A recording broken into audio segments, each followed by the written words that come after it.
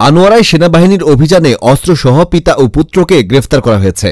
সোমবার ৩০ ডিসেম্বর ভোররাত থেকে দুপুর পর্যন্ত উপজেলার ১২শত ইউনিয়নের পশ্চিম চাল এলাকায় অভিযান চালিয়ে তাদের গ্রেপ্তার করা হয়।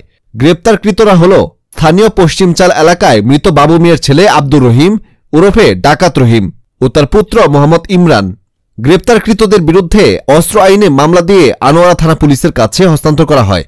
আনোয়ারা সেনা ক্যাম্প সূত্রে জানা যায়, গ্রেপ্তারকৃত আব্দুর রহিম দীর্ঘদিন ধরে ডাকাতি, মাদক ও ছিনতাই কাজে জড়িত রয়েছে।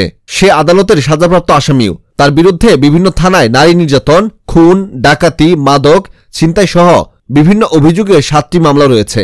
সোমবার ভোররাত ২:৩০টার দিকে সেনাবাহিনীর অভিযান টের পেয়ে সে বাড়ির পুকুরে ডুব দিয়ে লুকিয়ে থাকে। পরে সেনাবাহিনী সেখানে অভিযান চালিয়ে তাদের গ্রেপ্তার করে। এ সময় তাদের কাছ থেকে ২টি দেশীয় ১ নালা বন্দুক, ৪টি চুরি, ২টি দা ও ৮ রাউন্ড গুলি উদ্ধার করা হয়। আনোয়ারা থানার ভারপ্রাপ্ত কর্মকর্তা মোহাম্মদ মনির হোসেন বলেন, সেনাবাহিনীর হাতে গ্রেপ্তারকৃতদের বিরুদ্ধে অস্ত্র আইনে মামলা দিয়ে থানায় হস্তান্তর করে। মঙ্গলবার তাদেরকে আদালতের মাধ্যমে জেলে প্রেরণ করা হবে।